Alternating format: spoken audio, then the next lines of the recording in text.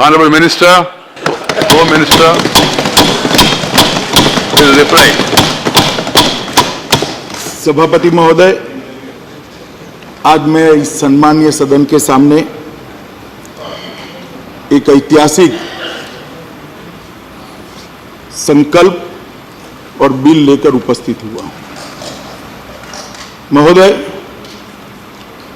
मैं जो दो संकल्प और बिल लाया हूं, उसमें कई सारे सदस्यों ने कुछ शंकाएं व्यक्त करी हैं, कुछ अपने विचार रखे हैं, कुछ जेन्युइन कंसर्न भी सदन के पटल पर रखे हैं, कुछ अपनी पार्टी की विचारधारा को भी, लाइन को भी रखने का प्रयास किया है। मगर मैं सदन के सामने स्पष्ट करना चाहता हूं, एज ए लेजिस्लेटर, मैं जब दोनों संकल्प और बिल लेकर आया हूं, तो मैं मानता हूं कि जम्मू कश्मीर में एक लंबे रक्तपात भरे युग का अंत धारा 370 के समाप्त होने से बनेगा। सभापति महोदय, मैं इसके विषय में जाने के पहले आज हमारे प्रथम राष्ट्रीय अध्यक्ष और जिन्होंने धारा 370 को हटाने के लिए शहादत दी, वो श्यामा प्रसाद मुखर्जी को भी जरूर याद करना चाहता हूं। सभापति महोदय, मैं उन 41,849 लोगों को भी याद करना चाहता हूं जो कश्मीर के अंदर 89 से लेकर 2018 तक जो रक्तपात चला, इसकी भेंट चढ़ गई। कह रहे हैं, कुछ सदस्यों ने कहा कि इसका हिसाब कौन देगा, क्या होगा। मैं पूछना चाहता हूं, ये 41,849 लोग घाटी के और कश्मीर के मरे, इसका हिसाब किसको देना है? और मुझे बहुत स्पष्टता है, ये 41,849 लोग, उनकी जान न जाती सभापति महोदय, अगर धारा 370 न होती। पूरे सदन ने अलग अलग प्रकार से अपने विचार रखे और धारा 370 और 35A पर बहुत सारी बातें करी, मगर ज्यादातर बातें टेक्निकलिटी पर करी। धारा 370 की उपयोगिता के लिए शायद कोई कुछ नहीं। किसी ने कहा कि इतिहास का हिस्सा है, भारत का वादा था, हमारा कमिटमेंट था, वगैरह वगैरह वगैरह। मगर धारा 370 से भारत और विशेषकर जम्मू कश्मीर, लद्दाख और विशेषकर घाटी को क्या प्राप्त होने वाला है, वो किसी ने नहीं बताया। मगर मैं सबसे पहले, सब चीजों को मैं डील करूंगा सभापति महोदय, परंतु सबसे पहले मैं कहना चाहता हूं कि धारा 370 ने जम्मू कश्मीर, लद्दाख और घाटी के लोगों का कितना नुकसान किया है। धारा 370 के रहते मैं आपको बताना चाहता हूं मान्यवर, कि अभी बताया कि 35 से और धारा 370 जाने से क्या हो जाएगा। मैं बताना चाहता हूं कि उदाहरण देकर, देश का विभाजन हुआ, पाकिस्तान की रचना हुई, देश भर में पाकिस्तान से निराश्रित लोग आए, पाकिस्तान से शरणार्थी आए, कुछ पंजाब में गए, कुछ गुजरात में गए, कुछ महाराष्ट्र गए, कुछ जम्मू कश्मीर में भी गए। मान्यवर, जम्मू कश्मीर में जो पाकिस्तान के शरणार्थी गए, उनको आज तक नागरिकता नहीं मिली, वो वहां काउंसिलर भी नहीं बन सकते। क्या ये उनके साथ अन्याय नहीं है? अन्याय है या नहीं? और देश में क्या हुआ? इस देश को 2 प्रधानमंत्री पाकिस्तान से आने वाले शरणार्थियों ने दिए, श्री मनमोहन सिंह और श्री गुजराल साहब।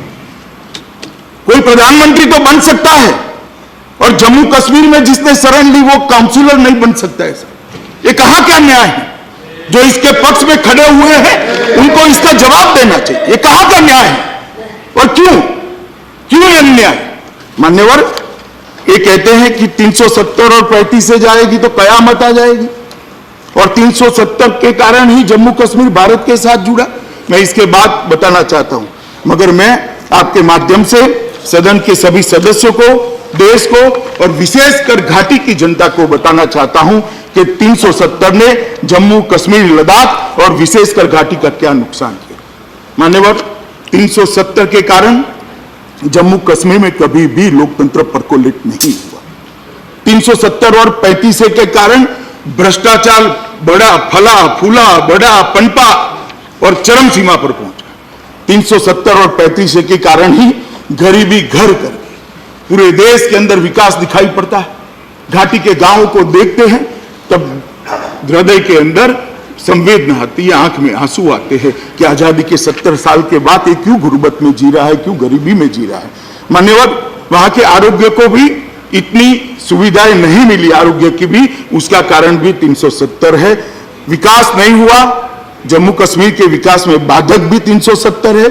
शिक्षा लेने के लिए जम्मू कश्मीर के बच्चों को देश भर के शिक्षा संस्थानों में जाना पड़ता है, इसका भी कारण 370 है। ये 370 मान्यवर महिला विरोधी भी है, दलित विरोधी भी है, आदिवासी विरोधी भी है और आतंकवाद की जड़ भी 370 है। मैं देख रहा हूं अभी सामने, मगर मैं सब चीजों का डिटेल जवाब देना चाहता हूं माननीय। सबसे पहले मैं लोकतंत्र की बात करूंगा। इस देश के अंदर संविधान का 73वां और 74वां संशोधन आया, मगर चूंकि 370 थी वो जम्मू कश्मीर में अप्लाई नहीं हुआ। जम्मू कश्मीर में अप्लाई नहीं हुआ। देश भर के अंदर स्वर्गीय प्रधानमंत्री राजीव गांधी लेकर आए, मगर जम्मू कश्मीर में अप्लाई नहीं हुआ। जब आजाद साहब मुख्यमंत्री थे तब भी नहीं कर पाए। क्यों नहीं कर पाए? क्योंकि वहां धारा 370 थी और वहां कॉन्सेंसस नहीं बन पाता था। मान्यवर, पंचायत और नगर पालिका के चुनाव होते भी नहीं थे। आज भी वहां पर 73 और 74वां संशोधन लागू नहीं हुआ है। आज ये सदन पास करेगा, कल लोकसभा पास करेगी। 73 और 74वां संशोधन ऑटोमेटिकली जम्मू कश्मीर को अप्लाई है। मान्यवर, पंचायत के चुनाव वहां नहीं होते थे, नगर पालिका के चुनाव नहीं होते थे। लेजिस्लेटर सुनकर मैं 25 लोगों ने कहा कि लेजिस्लेशन को क्यों भरोसा में। मैं पूछना चाहता हूं, 40,000 से ज्यादा पंच सरपंच का अधिकार 70 साल तक ले लिया, इसका जिम्मेदार कौन है? इसका जिम्मेदार है 370।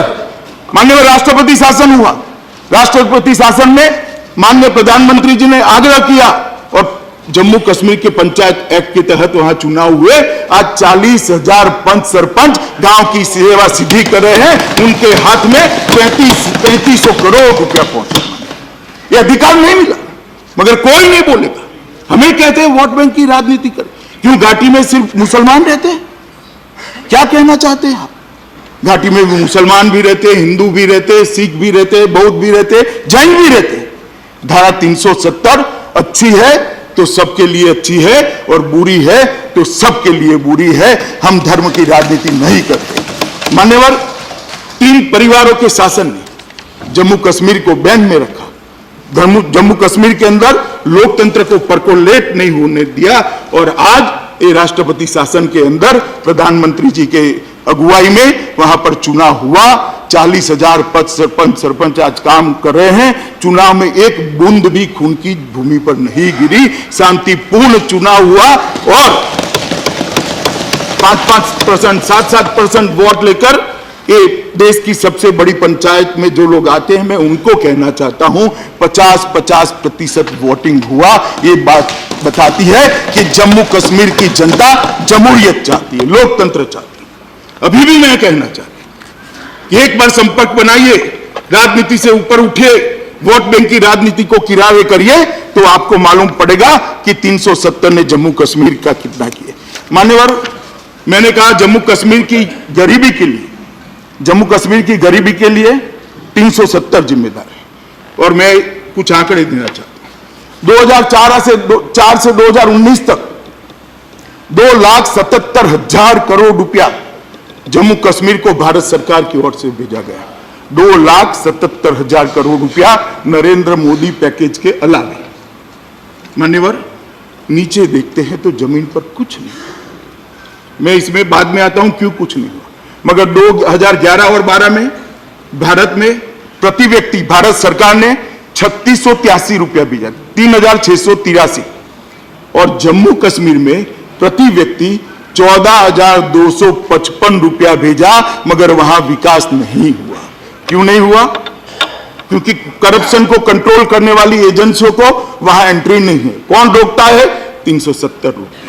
मान्यवर, 2017 से 18 भारत में प्रति व्यक्ति एवरेज 17-18 में 8,227 रुपया भारत सरकार ने भेजा, और जम्मू कश्मीर में प्रति व्यक्ति खर्च 27,358 रुपया, मगर नीचे तक नहीं जाता, क्योंकि धारा 370 ने मोनोपोली बनाई है। वहां का ही व्यक्ति बिजनेस कर सकता है। चंद लोग जो 3 परिवार के साथ जुड़े हैं, उन्होंने सीमेंट की एजेंसियां ले ली, लोहे की एजेंसियां ले ली। मान्यवर, मैं बताना चाहता हूं, सीमेंट वहां पर देश से 100 रुपया प्रति थैली महंगा है। 100 रुपया प्रति थैली महंगा। क्यों? क्योंकि किसी को बिजनेस करने की वहां परमिशन नहीं, स्पर्धा ही नहीं होती है, और ये 3 परिवार का आशीर्वाद जिस पर होता है वही बिजनेस कर पाता है। मान्यवर, मैं पूछना चाहता हूं, आज जो 370 की वकीलात करते हैं उनको, ये रुपया कहां गया? जम्मू कश्मीर बैंक के अंदर ऑडिटर गया, एडमिनिस्ट्रेटर रखा, अच्छे अच्छे के चेहरों पर मैंने मान्यवर सर्दियों में पसीना देखा है। और ये जो हो हल्ला हो रहा है वो जम्मू कश्मीर के लिए नहीं हो रहा है, क्योंकि हो हल्ला इसलिए हो रहा है कि अब जांच शुरू हुई, वहां राष्ट्रपति शासन है, जांच शुरू हुई है, इसलिए हो हल्ला हो रहा है। मैं समझता हूं कि इसको एक अलग रंग देना चाहते हैं।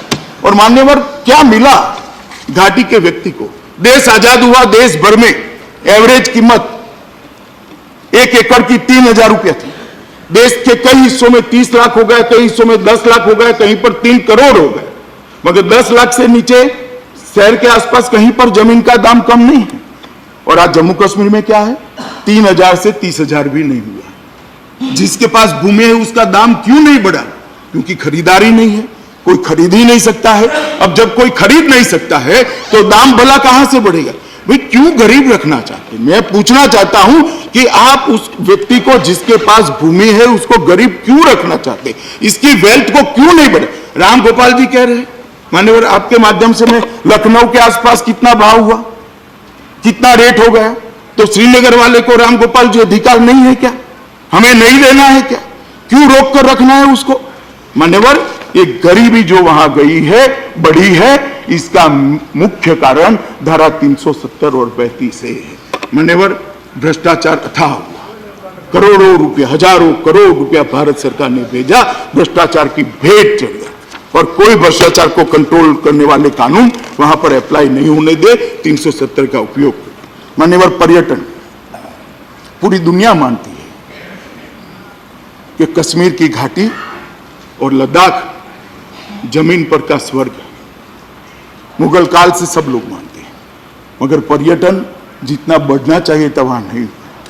बर्फ भी है, तालाब भी है, घाटी भी है, वन भी है,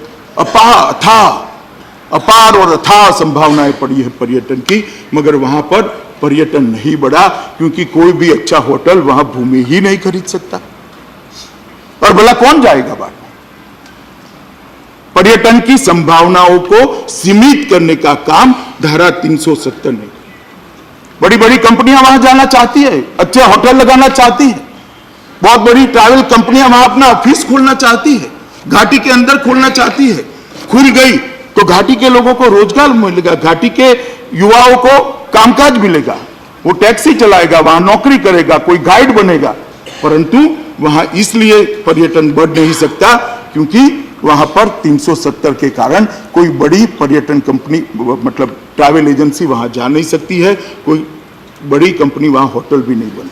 वहां हजरतवाल है, शंकराचार्य है, वैष्णो देवी है, अमरनाथ है, ढेर सारी रिलीजियस टूरिज्म की संभावना भी वहां पर पड़ी है, मगर इसको ढंग से सभी संभावनाओं को उसका दोहन नहीं हो पाता है, उसको एक्सप्लोर नहीं कर, मानव विकास भी नहीं हुआ।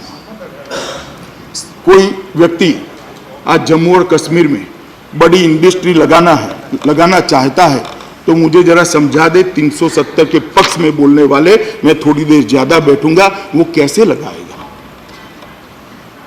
और बड़ी इंडस्ट्री नहीं लगेगी तो बेरोजगारी कैसे रुकेगी? कोई स्मॉल स्केल इंडस्ट्री वहां जाकर लगाना है, स्मॉल स्केल इंडस्ट्री भी पंजाब से जाकर, हिमाचल से जाकर 35 है और 370 है, वो कहां से लगाएगा? क्यों आप मोनोपोली में आज भी कश्मीर को जकड़ कर रखना? मान्यवर, मैं आपके माध्यम से घाटी के युवाओं को भी कहना चाहता हूं, ये जो आपको स्वप्न दिखाते हैं 370 370 370 से घाटी का युवा का कोई भला नहीं होने वाला है। कुछ सियासतदानों का भला होने वाला है, कुछ पॉलिटिशियनों का भला। घाटी को कोई फायदा नहीं। कोई मुझे गिना दे क्या फायदा है, समझा दे क्या फायदा है। हाँ भाई, बिजली मिल जाएगी, चलो 370 चालू रखो। टॉयलेट मिल जाएगा, 370 चालू रखो। रोजगारी मिल जाएगी, 370 चालू रखो। तनख्वाह 5,000 मिलती है, 15,000 हो जाएगी, 370 चालू रखो। और संस्कृति भाषा, बाकी सारे राज्य, इतनी सारी रियासतें जुड़ गई, सबका संस्कृति भाषा विलोपित हो गया है क्या? विलोपित हो गया भारत में। आज महाराष्ट्र की संस्कृति नहीं बची, गुजरात की संस्कृति नहीं बची। मैं इस पर मान्यवर बाद में आता हूं। आरोग्य, हेल्थ, उसकी भी हालत वहां पर खस्ता हाल है, क्योंकि जिस प्रकार से आबादी बढ़ रही है देश भर में, सरकारें इस देश का अकेली सरकार है, इस देश के हेल्थ को अप टू मार्क नहीं रख सकती। कई जगह पर पीपीपी मॉडल को स्वीकार किया गया, कई जगह पर प्राइवेट हॉस्पिटलों को लाया गया मान्यवर, मगर यहां ना पीपीपी मॉडल भी हो सकता है, ना प्राइवेट हॉस्पिटल भी हो सकता है। अगर किसी के प्रभाव से चले जाए तो चले जाए, मगर जब संपत्ति ही अपने नाम पर नहीं होती है तो कोई कैसे जाए? और क्या तर्क है इसके पीछे? आरोग्य को भी सुधरने नहीं देंगे हम। आज प्रधानमंत्री आयुष्मान भारत योजना आ गई, मगर अस्पताल कहां? उसको 5 लाख रुपया उपयोग करने का अधिकार मिल गया, नर्स कहां? डॉक्टर कहां? 35 है, कौन डॉक्टर वहां जाएगा? इसके बच्चे को ना वहां वो मताधिकार है, ना वो अपना मकान खरीद सकता है, ना अपनी भूमि खरीद सकता है, ना अपनी ढंग से वहां रहकर मतदान प्राप्त कर सकता है। कौन विश्व का बड़ा डॉक्टर वहां जाकर रहेगा? मुझे जरा 370 की वकालत करने वाले बताएं, कौन मुंबई से डॉक्टर वहां जाकर रहेगा? उड़ीसा में ढेर सारे डॉक्टर जाते हैं, देश भर के जाते हैं, दुनिया भर के जाते हैं। गुजरात में दुनिया भर के डॉक्टर आते हैं, देश के आप, मगर उसको घर खरीद करने की वहां पर परमिशन है। मान्यवर, वो अपने आप को सेफ महसूस करता है, उसको लगता है कि मैं 4 पैसा कमाऊंगा या इन्वेस्ट करूंगा तो वो सलामत है। कोई नहीं जाता मान्यवर, और इसके कारण ये आरोग्य पर भी ढेर सारी जो कमियां दिखती है, उसका मूल कारण भी 300। मैं बहुत शॉर्ट में आंकड़े के साथ में डिटेल में भी बता सकता हूं। आंकड़े तो मैं कल एक पत्र लिखकर गुलाम नबी साहब को भेजने भी वाला हूं कि भाई देखिए, आप भी पुनर्विचार करिए जरा, अभी भी समय है। मान्यवर, शिक्षा, देश भर के 6 से 14 साल के बच्चों को शिक्षा का अधिकार 2009 में मिल गया। संविधान के अंदर सुधार हुआ, राइट टू एजुकेशन मिला। आज कश्मीर में नहीं है। मैं आपके माध्यम से जो लोग 370 के लिए बोलते थे, चाहे कपिल सिब्बल साहब हो, चाहे चिदम्बरम साहब हो, चाहे गुलाम नबी आज़ाद, क्यों कश्मीर के घाटी के बच्चों को शिक्षा का अधिकार नहीं मिलना चाहिए, इसका जवाब 370 के एडवोकेट्स ने देना चाहिए। क्यों नहीं मिला उनको वो अधिकार? क्योंकि यहां संविधान का हमने जो सुधार किया वहां स्वीकृत नहीं किया। अब कोई जरूरत नहीं है, कल अगर लोकसभा इसको पारित करती है तो ये शिक्षा का अधिकार कल रात से जम्मू कश्मीर के हर बच्चे को मिलेगा, हर बच्चे को मिलेगा। मान्यवर, प्राइवेट एजुकेशनल इंस्टीट्यूशन नहीं आते, क्यों जाएंगे वहां? कौन प्रोफेसर वहां पढ़ाने जाएगा? कौन अपना पैसा निवेश करेगा? इसके नाम पर तो संपत्ति नहीं हो सकती। एप्रिसिएशन होगा, वो उसको फायदा नहीं मिलेगा। कौन भला जाकर वहां खोले? और क्यों पकड़ के रखना चाहते हैं 300? कारण क्या है? मैं नहीं समझ पाता। मान्यवर, कोई कारण हो तो बताना चाहिए। आप अचानक बिल लेकर आए, हमें मौका नहीं दिया, हमें ये नहीं किया। मैं बताना चाहता हूं, हम तो साहब राष्ट्रहित का बिल लेकर आए थे। आप इंदिरा जी को इलाहाबाद के जजमेंट से बचाने का संवैधानिक सुधार उसी दिन लेकर उसी दिन पारित करके इस देश की डेमोक्रेसी को, और हमें उपदेश देते हैं। मान्यवर, मैं बताता हूं, मैं तो जो बिल को पायलट कर आया हूं, मान्यवर, मैं तो जो बिल को पायलट कर आया हूं, वो बिल के अंदर मैं मानता हूं, मतभेद हो सकता है, मैं मानता हूं 370 और 35 से हटाने से घाटी का, जम्मू का, लद्दाख का भला होने वाला है और साच अर्थ में जम्मू कश्मीर ये 370 और 35 से हटने के बाद मान्यवर भारत का अभिन्न अंग बनने वाला है। शेड्यूल बता दें, शेड्यूल 1 में जम्मू कश्मीर राज्य है। गुलाम नबी साहब ने बताया कि शेड्यूल 1 में जम्मू कश्मीर राज्य है। मैं पूछना चाहता हूं, जम्मू कश्मीर राज्य है वो तो मैं मानता हूं, मगर मुझे बताइए कि भारत की दोनों संसद जो कानून पारित करती है वो जम्मू कश्मीर में अप्लाई होता है क्या? जम्मू कश्मीर के नागरिकों को उसका फायदा मिलता है क्या? सरकारें कानून सरकार चलाने के लिए नहीं बनाती, सरकारें कानून नागरिकों के भले के लिए बनाती है, भले के लिए। और अगर नागरिकों के भले के लिए इस देश की संसद ने, दोनों सदनों ने कोई कानून को पारित किया मान्यवर, वो वहां पहुंचता ही नहीं।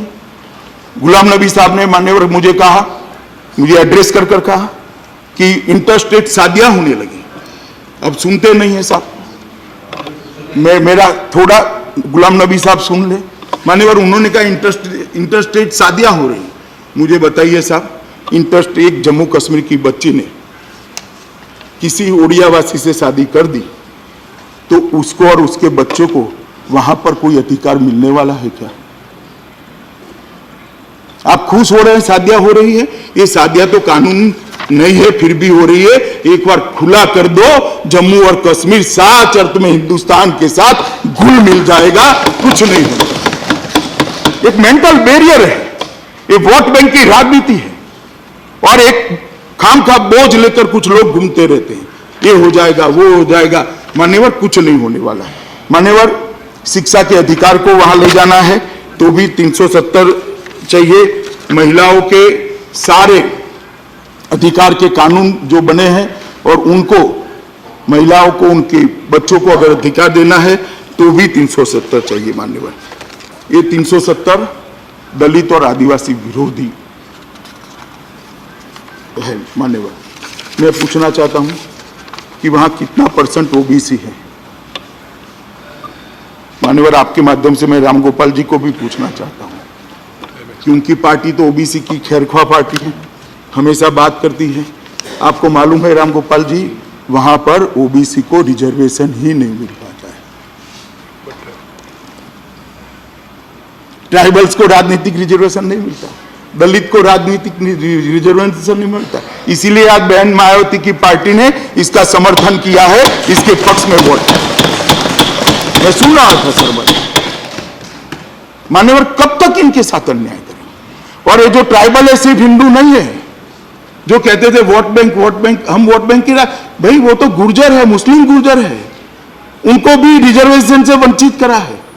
कोई ये तो समझा दे प्राप्त क्या होगा। बिल 11 बजे लिए, 11 बजे चर्चा कर ली, 370 ऐसे ही आप बदल देते हो। कहते कि कॉन्स्टिट्यूशनली ठीक नहीं है। मुझे भी मालूम है कि साहब कुछ पार्टियों ने एनजीओ की ब्रिगेड बनाकर रखी है और ये बिल को चैलेंज करेंगे, मुझे भी मालूम है। और मैं मान्यवर आपके माध्यम से सदस्यों को कहने आया हूं, कोई भी लीगल स्क्रूटिनी से इस बिल को कोई कुछ नहीं होने वाला है। हर लीगल मान्यवर दलित, आदिवासी, ट्राइबल, इसके लिए कहीं पर कोई व्यवस्था नहीं हो पाई है। इसका कारण भी 370 है। अब मान्यवर मैं आता हूं आतंकवाद पर।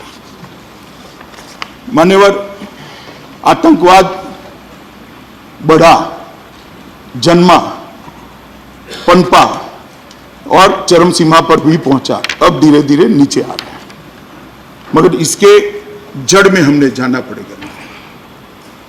मैं आपको बताता हूं मान्यवर समय समय पर 370 के भूत ने वहां अलगाववाद को मानने वाले युवाओं के मन में उनको गुमराह कर कर एक बड़ी नाराजगी की भावना खड़ी की। नाराजगी की भावना खड़ी।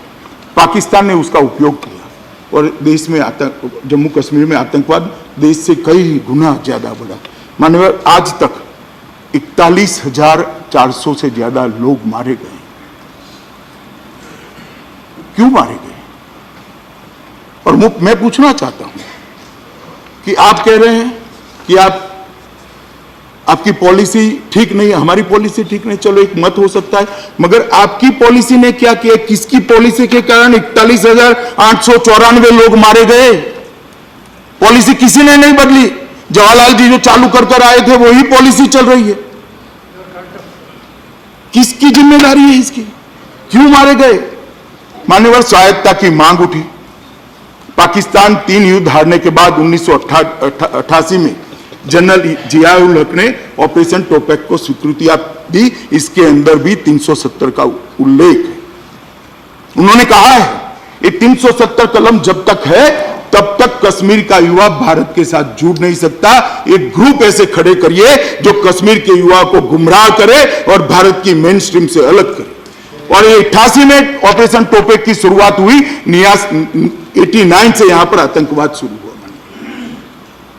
और मैं पूछना चाहता हूं कि पाकिस्तान तो पूरे पाक प्रेरित जो ग्रुप्स हैं, आतंकवादी हैं, वो तो पूरे देश में आतंकवाद फैलाना चाहते हैं। क्यों राजस्थान का युवा गुमराह नहीं होता? क्यों गुजरात का युवा गुमराह नहीं होता? गुजरात में भी पाकिस्तान की बॉर्डर है।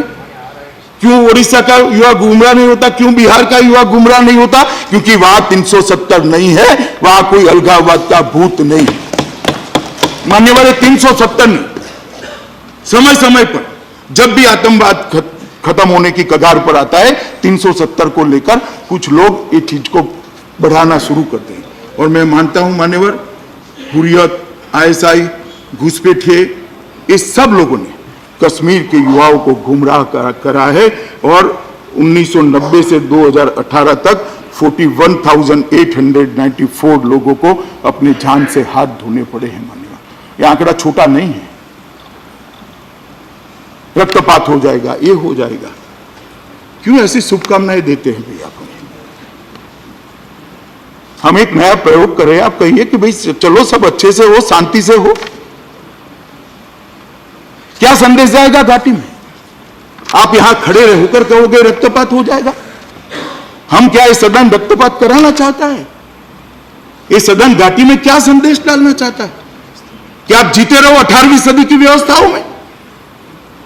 उनको अधिकार नहीं है 21वीं सदी की व्यवस्थाओं के अंदर जीने का? और साहब, ये जो लोग उकसाते हैं ना, उनके बेटे बेटियां सब लंदन और अमेरिका में के अंदर पढ़ाई करते हैं। जरा पढ़े वहां की स्कूल के अंदर, जरा पढ़े वहां की कॉलेज के अंदर, तब मालूम पड़ेगा धारा 370 क्या है। 370 के जितने एडवोकेट्स हैं, इनके बेटे कहां पढ़ते हैं पूछिए साहब। उनको चिंता नहीं है क्योंकि अपने तो सब कर लिया अच्छे से। मगर घाटी के युवा को आज भी अनपढ़ रखने के लिए, घाटी के युवा का विकास न करने के लिए ये 370 एक बहुत बड़ी बाधक है। और मैं स्पष्टता से मानता हूं मान्यवर, जब तक 370 और 35 से है, कश्मीर के अंदर से आतंकवाद की समाप्ति नहीं हो सकती है, नहीं हो सकती। निहायत जरूरी है कश्मीर को आतंकवाद से मुक्त करने के लिए कि धारा 370 लाई जाए। हम मोदी जी के नेतृत्व में जो सरकार चल रही है, हम घाटी के युवाओं को मान्यवर गले लगाना चाहते हैं, उसको एक अच्छा भविष्य देना चाहते हैं, अच्छी शिक्षा देना चाहते हैं, अच्छी स्वास्थ्य की सुविधाओं देना चाहते हैं। वहां इंडस्ट्री लगेगी, उसको रोजगार मिलेगा। वहां टूरिस्ट जाएंगे, उसको रोजगार मिलेगा। उसको संपन्न बनाना चाहते हैं। बाकी भारत के अंदर जिस प्रकार से विकास हुआ है उसी तरह से कश्मीर के अंदर विकास हो, इसके लिए ये 370 का ऑब्स्टेकल निकालना जरूरी है। और मैं आज भी कहना चाहता हूं मान्यवर, आज भी कहना चाहता हूं कि जवाहरलाल नेहरू जी ने भी कहा था कि 370 चिंता मत करो, घिसते घिसते घिस जाएगी, मगर 370 को इतने जतन से संभाल कर रखा, 70 साल हुए, घिसी नहीं। और अब मुझे बताइए, ये टेम्पररी प्रोविजन है, सब स्वीकार करते हैं। टेम्पररी शब्द 70 साल तक चल सकता है क्या? कब जाएगा? कैसे जाएगा? ये टेम्पररी प्रोविजन को कब तक चलाना है? और आप कह रहे हो, कुछ सदस्यों ने कह दिया कि सरदार पटेल जम्मू कश्मीर को पाकिस्तान को देना चाहते थे। मेरा तो आग्रह है मान्यवर, इस प्रकार की बातों को आपने रिकॉर्ड पर से दूर कर देना चाहिए, इसका संज्ञान लेना चाहिए। सरदार पटेल ने देश के अंदर 650 से ज्यादा रियासतों को जोड़कर अखंड भारत बनाने का प्रयास किया। और आप कह रहे हो कि वो जम्मू कश्मीर को पाकिस्तान को देना चाहते हैं। मैं रिकॉर्ड साफ कर दूं, जम्मू कश्मीर को कभी सरदार पटेल ने डील नहीं किया था। सरदार पटेल ने डील किया जूनागढ़ को, आज भारत में है विदाउट 370 है। डील किया हैदराबाद को, भारत में है विदाउट 370 है। जम्मू कश्मीर को डील किया पंडित नेहरू ने और विथ 370 है। और आज हम भी कर रहे हैं। नहीं, सरदार पटेल के पास ये मसला था ही नहीं। मैं मेरे मंत्रालय की फाइल 601 के मामले में अहिंगर और सरदार पटेल बराबर जो कॉन्स्टिट्यूएंट असेंबली नहीं, मैं 370 की बात नहीं कर रहा। पाकिस्तान को देने के लिए कहा वो विषय। मान्यवर, मैं स्पष्टता कर दूं फिर से, गुलाम नबी आजाद ध्यान से सुनते नहीं है, शायद वो रीथिंकिंग करे, मेरी बात सुनकर के 370 के पक्ष में वोट डालना, इसलिए ध्यान से सुन नहीं रहे। मान्यवर, मैं बताता हूं आपको कि मैंने ये नहीं कहा कि कॉन्स्टिट्यूएंट असेंबली ने किसने क्या कहा। ये मामले को कौन देख रहा था, इसमें कहीं सरदार पटेल साहब का जिक्र ही नहीं है, दखल भी नहीं। और मैं बताता हूं मगर रेकॉर्ड जरा भी दखल नहीं। पंडित नेहरू अमेरिका में थे और ये 370 मैं 370 की बात नहीं कर रहा। 370 डिस्कस अभी भी आप समझ रहे हैं। अहिंगर और सरदार पटेल और मौलाना आजाद 370 के बारे में नहीं। मैं 370 के बारे में कह ही नहीं रहा, भारतीय संघ के साथ संधि के बारे में कह रहा हूं। इसमें कहीं भी सरदार पटेल नहीं थे। मान्यवर, मेरा विनम्रता से कहना है कि 370 है, ये आतंकवाद की झनक है, इसलिए 370 का जाने का समय आ गया है। और अगर आज 370 नहीं जाती है तो आतंकवाद को हम जम्मू कश्मीर से नाबूद नहीं कर पाएंगे। मान्यवर, कुछ लोगों ने कहा कि 370 जम्मू कश्मीर को भारत के साथ जोड़ती है। स्पिरिट से देखा जाए तो वो ठीक है, मगर मैं दो तिथियां कहना। महाराजा हरि सिंह द्वारा 27 अक्टूबर 1947 में instrument of accession of Jammu Kashmir में साइन किया गया। वो कब करा? 27 अक्टूबर 1947 में, और 370 1949 में आई। भारत के साथ जुड़ाव का 370 से कोई लेन देन नहीं है। मान्यवर, ये भ्रामक प्रचार किया गया है। मान्यवर, कहते कि 370 नहीं रहेगी तो भारत से जम्मू कश्मीर अलग हो जाएगा। मेरी समझ में नहीं आता मान्यवर कैसे अलग हो जाएगा। और मैं घाटी के लोगों को कहना चाहता हूं, इस देश में बहुत सारी रियासतें थी, 370 के बगैर, 35 के बगैर भारत के साथ घुल मिल गई, मगर सबने अपनी अपनी संस्कृति बनाकर रखी। मराठियों ने, महाराष्ट्र ने अपनी संस्कृति बनाकर रखी, भाषा भी संभाल कर रखी। गुजरात ने अपनी संस्कृति बनाकर रखी, भाषा भी संभाल कर रखी है। तमिलनाडु ने अपनी संस्कृति बनाकर रखी, अपनी भाषा को भी वो प्रोटेक्ट करते हैं। तेलुगु राज्यों ने अपनी संस्कृति बनाकर रखी, अपनी भाषा को। 370 कहां से, किस प्रकार से आपकी संस्कृति को प्रोटेक्ट करता है, मेरी ये समझ में नहीं आता है। वो प्रोटेक्ट करता है केवल और केवल 3 सियासतदानों के परिवार को प्रोटेक्ट करता है, वो नहीं चाहता। और 370 को पूरे देश के अंदर वोट बैंक का मुद्दा बनाया हुआ। और गुलाम नबी साहब ने कहा कि यहां तो बम फूट गया सुबह, मैंने बम फोड़ दिया कि 370 ये 33 से ये सब लेकर आया। मुझे तो मालूम नहीं पड़ता साहब, 1950 से मेरे पार्टी के अंदर हर घोषणा पत्र में के अंदर है कि हम 370 को निकाल देंगे। इस बार भी था, क्योंकि हमारा शुरू से मानना है कि जम्मू कश्मीर के हित में नहीं है, भारत के हित में तो नहीं ही है, मगर जम्मू कश्मीर के हित में भी नहीं है, और विशेषकर घाटी के हित में नहीं है। मान्यवर, इसलिए मैं मानता हूं कि 370 तुरंत जानना चाहिए। मान्यवर, 1964 के अंदर लोकसभा के अंदर एक चर्चा हुई थी, लोकसभा के अंदर चर्चा हुई, इसमें राम मनोहर लोहिया जी ने एक बहुत, आपके माध्यम से मैं राम गोपाल जी को थोड़ा याद, लोहिया जी की बात कर रहा हूं, राम मनोहर लोहिया जी ने कहा कि जब तक धारा 370 है, भारत और कश्मीर का एकीकरण नहीं हो सकता है, एक रूपता नहीं आ सकती है। मधुलिमिया ने कहा, सरजू पांडे ने कहा, एच ए मुखर्जी ने कहा, इंदर मल्होत्रा ने कहा, समनानी ने कहा, अब्दुल गनी कश्मीर के ही मुस्लिम सांसद थे, उन्होंने कहा, गोपाल दत्त मैंगी ने भी कहा, श्यामलाल सराफ ने कहा और कांग्रेस के 14 संसद सदस्यों ने भी कहा। सदन को स्थगित कर दिया। उस वक्त भी रूल का भंग हुआ था, सदन को स्थगित कर दिया। दूसरे दिन व्हीप डाला और व्हीप डालकर कांग्रेस के लोग इसके पक्ष में वोट न डाले, इसकी व्यवस्था कर चर्चा हुई। मगर उस वक्त इस देश के गृहमंत्री, तत्कालीन गृहमंत्री गुलजारी लाल नंदा ने कहना पड़ा, बहुत सारे सदस्यों की भावना है, हम अभी ये उचित समय नहीं है, कुछ ही समय के अंदर इस पर सोच विचार कर कदम उठाएंगे, संवैधानिक कदम उठाएंगे। मेरा जन्म 64 में हुआ था, सब 55 साल चले गए। ये उचित समय आया नहीं। उचित समय तब आया जब श्री नरेंद्र मोदी इस देश के प्रधानमंत्री। मान्यवर, इसमें कोई उचित समय की जरूरत नहीं थी, पॉलिटिकल विल चाहिए थी। मत बैंक की राजनीति से ऊपर उठकर देश के लिए फैसला करने का जिगर चाहिए था और वो जिगर हमारे प्रधानमंत्री नरेंद्र मोदी ने। और मान्यवर, ये पॉलिटिकल विल के कारण ही आज 370 को सीज करने का प्रस्ताव लेकर मैं इस सदन के सामने आया हूं। मान्यवर, 370 का बहुत सारा अच्छा बुरा उपयोग दुरुपयोग भी हुआ है। मैं एक छोटा सा उदाहरण देना चाहता हूं। इमरजेंसी आई, इंदिरा जी एक प्रस्ताव लेकर आई कि सारे विधायक मंडल और सारी संसद का कालखंड 6 साल कर देंगे। तब से जम्मू कश्मीर असेंबली ने 370 होते हुए उसको एडॉप्ट कर दिया और 6 साल कर दिया। बाद में मोरारजी देसाई आए,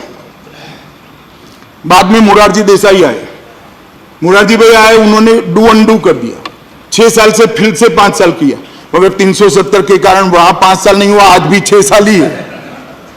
इस प्रकार से अगर आप इसको ऑपरेट करोगे तो मैं मानता हूं मान्यवर कि ठीक नहीं होगा। काफी सारे सदस्यों ने काफी सारी बात जानना चाही। प्रसन्न आचार्य जी ने कहा कि अगर ये प्रस्ताव पारित होता है तो आप रिजर्वेशन का बिल लेकर क्यों आए। मैं प्रसन्न आचार्य जी को स्पष्टता करना चाहता हूं कि रिजर्वेशन का बिल लेकर मैं इसलिए आया हूं कि सदन में तो आज पास हो जाएगा साथ में, मगर वहां का सदन क्या करेगा मुझे मालूम नहीं है, इसलिए मैं लेकर आया हूं। अगर वहां का सदन भी पास कर देगा तो मैं रिजर्वेशन के बिल को नहीं मूव करूंगा, क्योंकि रिजर्वेशन के बिल को मूव करने की जरूरत ही नहीं होगी। 10% रिजर्वेशन ऑटोमेटिकली जम्मू कश्मीर को अप्लाई करेगा। और उस सबसे पहली शुरुआत स्वपन दास जी ने कहा 370 के लिए संवैधानिक सुधार की जरूरत है या नहीं है। स्वपन दास जी, नहीं है। अगर सभापति महोदय कहते हैं तो मैं पूरा कॉन्स्टिट्यूशनल पोजीशन भी सदन के सामने रखने के लिए तैयार हूं, मगर ये नहीं है। उन्होंने कहा कि कब तक ये यूटी रहेगा। मान्यवर, मैं गुलाम नबी साहब और जितने सारे लोगों ने, बहुत सारे लोगों ने यूटी बनाने पर अपनी आपत्ति दर्ज करी। मैं निश्चित रूप से उनको आश्वस्त करना चाहता हूं कि जैसे ही नॉर्मल परिस्थिति हो जाएगी, उचित समय आएगा, हम इसको फिर से स्टेट बनाने के लिए और मैं आज इस सदन के माध्यम से जम्मू कश्मीर की जनता को भी कहना चाहता हूं, जम्मू कश्मीर भारत का मुकुटमणि है और इसमें हमें कोई मतभेद, कोई दिक्कत, जब भी उचित समय आएगा। मगर जिस प्रकार के भाषण हो रहे हैं आज, मुझे लगता है कि थोड़ा लंबा समय जाएगा, क्योंकि ये भाषण बाद में घाटी में भी होने वाला है। अगर स्थिति नॉर्मल होती है तो हमें कोई ज्यादा इसको लंबा करने में कोई शौक नहीं है, ना हम करना चाहते हैं। वाइको जी ने कहा कासावो बन जाएगा कश्मीर। वाइको जी आश्वस्त रहिए, कुछ कासावो नहीं हो जाएगा।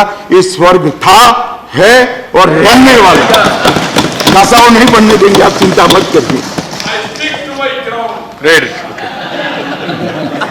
आपको वही करना है।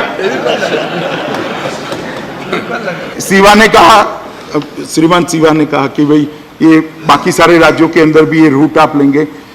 मैं माननीय सदस्य शिवा जी को और सारे सदन को आश्वस्त करना चाहता हूं, बाकी कोई राज्य में 370 नहीं है, इस प्रकार की विशिष्ट परिस्थिति भी नहीं है।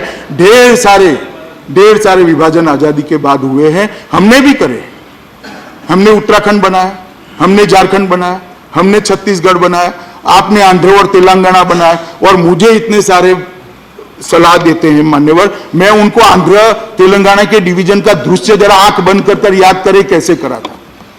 मैं तो सिर्फ उस दिन बिल, आज बिल लाया और आज पारित करने का आग्रह किया, आपने आपके विशेषाधिकार का उपयोग करके मुझे अनुमति दे दी, कृपा हो गई आपकी, तो मैं बिल पास कर रहा हूं। आपने तो सार्जेंट से उठाकर सबको बाहर डाला, दरवाजे बंद करे, टीवी बंद करा, और उसके बाद में आंध्र और तेलंगाना बनाया था, जो आज में नहीं। तो हमें मत समझाइए कि किस तरह से होता है। मान्यवर गुलाम नबी आजाद साहब ने कहा कि हजारों विधवा हुई हैं कश्मीर की 370 को बचाने के लिए, 370 को बचाने के लिए या कश्मीर को बचाने के लिए कम विधवा हुए गुलाम नबी आजाद साहब। विधवाएं जरूर हुई हैं, 41,000 से ज्यादा लोग मारे गए हुई हैं, मगर 370 के कारण। और मैं स्पष्ट संदेश देना चाहता हूं घाटी के लोगों को, 70 साल तक 370 के साथ जिए। ये 370 के वादों को कांग्रेस सरकारों ने बार बार दोहराया, गुमराह किया। मैं कहता हूं हमें 5 साल दे दीजिए, हम कश्मीर को देश का सबसे ज्यादा विकसित राज्य बनाएंगे। मैं कश्मीर घाटी के युवाओं को कहना चाहता हूं, भरोसा करिए नरेंद्र मोदी जी की सरकार पर, कुछ नहीं होने वाला। ये बरकरार रहे हैं, गुमराह कर रहे हैं, जो आपको अपनी पॉलिटिक्स के लिए कर रहे हैं, उनकी मत सुनिए। मैं कहना चाहता हूं आपके माध्यम से मान्यवर कश्मीर के युवाओं को कि एक 5 साल के अंदर कश्मीर के अंदर परिवर्तन आएगा, तब जाकर आपको मालूम पड़ेगा कि 70 साल जो चीज को लेकर निकले वो चीज ही ठीक नहीं, तब जाकर मालूम पड़ेगा। मान्यवर बाद में फाइनल सॉल्यूशन के बारे में टिप्पणियां की, मगर मैं मानता हूं मान्यवर, मैं फिर से रिपीट करना चाहता हूं, एक सदस्य ने कहा था कि ये कश्मीर समस्या का फाइनल सॉल्यूशन है। मान्यवर समय जरूर लगेगा, मगर रास्ता 370 का रिमूवल ही रास्ता है और कोई रास्ता नहीं है, ये मैं निश्चित रूप से मानता हूं मान्यवर। और दूसरा,